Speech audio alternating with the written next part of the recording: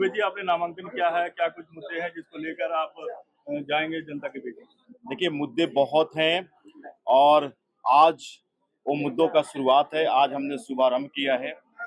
कांग्रेस के शीर्ष नेतृत्व ने हम पे दोबारा भरोसा किया और मैं धन्यवाद देना चाहता हूँ शीर्ष नेतृत्व को, खड़गे जी को और राहुल जी को, हमारे बीच में हमारे पूर्व विधायक अनिल चौधरी जी को, दिनेश एडवोकेट साहब को जो जिला अध्यक्ष हैं, ये सबने मेरे पे विश्वास किया है और मैं ये प्रणबद्ध हूँ कि बहुत निष्ठा से, समर्पण से जो विकास के काम 10 सालों से रुके हुए हैं उसको मैं आगे बढ़ाऊंगा। आज से शुरुआत है, बिगुल बज चुकी है। आज हमारा नामांकन आशीर्वाद यात्रा है। अभी यहाँ से हम यात्रा शुरुआत करेंगे हम लोग और उसके बाद जो 20 दिन का कारवां होगा उसमें सब कुछ आपके सामने आ जाएगा कि पिछले 10 सालों से विनोद नगर के लोग कैसे कुंठित हैं, व्याकुल हैं और बाहर निकलना चाहते हैं। उसमें एक कांग्रेस पार्टी ही है, एक कांग्रेस के कार्यकर्ता ही है जो उनके व्याकुलता को, उनके कुंठितता को दूर कर सकती है, समस्याओं को दूर कर सकती क्या है। कुछ समस्या है क्षेत्र की? समस्या बहुत है। पिछला जो सरकारें थी, शराब के ठेके खोल दिए।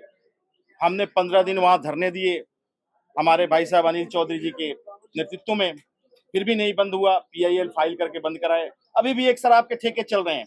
आम आदमी वाले दूसरी पार्टी कहते थे कि हमने बंद किया, वो हमने बंद किया, हमने चालू किया, वो बंद करा देंगे। दूसरी पार्टी आई, कही नहीं, मैं तो बंद बंद करा दूंगा, चालू तो उन्होंने कराई। ऐसे ही चलते रहा, एक दूसरे पे आरोप प्रत्यारोप लगते रहा। उस केस में भी हमने पीआईएल वहां फाइल किया था उस ठेके को भी बंद कराने।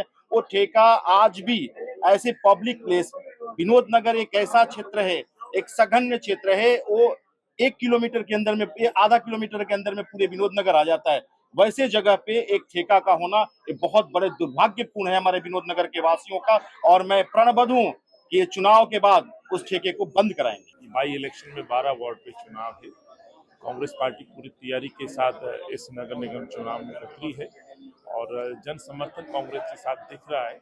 और स्वाभाविक सी बात है, 2007 से बीजेपी नगर निगम में स्थापित है। बीच में लगभग 12 साल अरविंद केजरीवाल की सरकार आई। इस लंबे समय के दौरान जो दिल्ली ने स्थिति झेली है, दिल्ली वासी जिन परेशानियों से रूबरू हैं, उसके लिए सीधे तौर पर कोई दोषी है तो भाजपा और आम आदमी पार्टी है।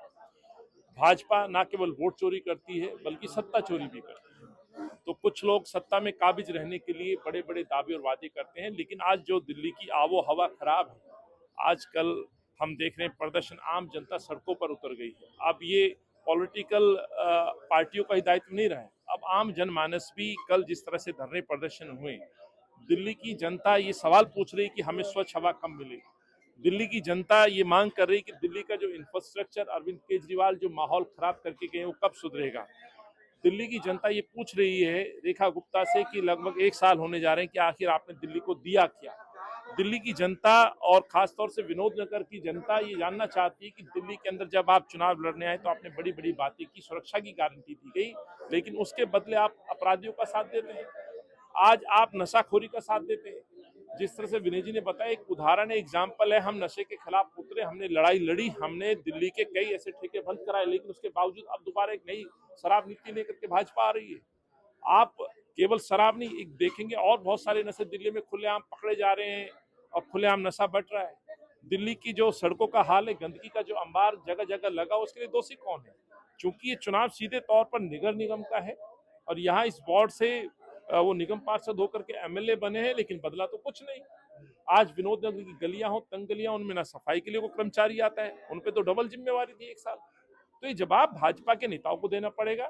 और जहां तक उम्मीदवार की बात है, विनय दुबे एक ऐसे उम्मीदवार है विनोद नगर के अंदर जो साफ स्वच्छ एक एडवोकेट, जिसने एक पीआईएल डाल के न केवल धरने प्रदर्शन आयोजित किए बल्कि लोगों को राहत दी और कई ठेके बंद कराए।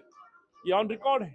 ये दर्शाता है कि व्यक्ति पढ़ा लिखा, जो कानून को समझता है, जो अपने राइट्स को समझता है, वो काम करेगा।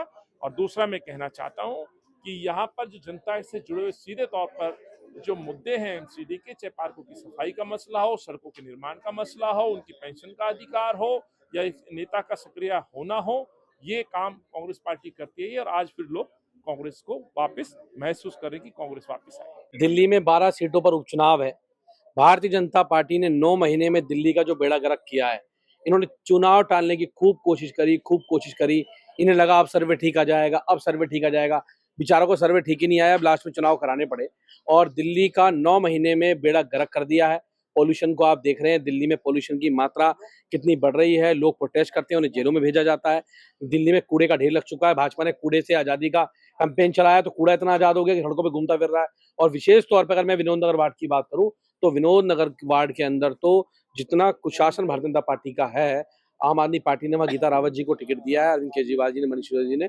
और गीता रावत जी पहले वहाँ पार्षद थी और ईमानदारी से जनता की सेवा करने का काम इन्होंने किया, वहाँ बहुत लोकप्रिय है। और हमें पूरी उम्मीद है कि ये वाली सीट आम आदमी पार्टी बहुत ज्यादा अच्छे मतों जीतने जा रही है, क्योंकि आम आदमी पार्टी ने वहाँ निरंतर लगातार काम करने का काम किया और वहाँ के विधायक से और भाजपा सरकार से दिल्ली के विनोद नगर के लोग त्रस्त हैं और इतने त्रस्त हैं कि वो भाजपा से बदलाव चाहते थे। 5 साल बाद बदलाव होता है, लेकिन उनके लिए मौका है बदलाव का और ये बदलाव होगा और एक कुशासन वाली सरकार भारतीय जनता पार्टी की जो है ये हारने का काम। उपचुनाव में एक सवाल कि वोट चोरी को लेकर भी एक मुद्दा बना हुआ है, तो वोट में क्या वोट तो चोरी तो भाजपा करती है, वोट काटने का काम करती है, वोट चोरी करने का काम करती है। एक आदमी 4 जगह वोट डाल रहा है, हिमाचल में वो वोट डाल रहा है, उत्तराखंड में वोट डाल रहा है, बिहार में वोट डाल रहा है।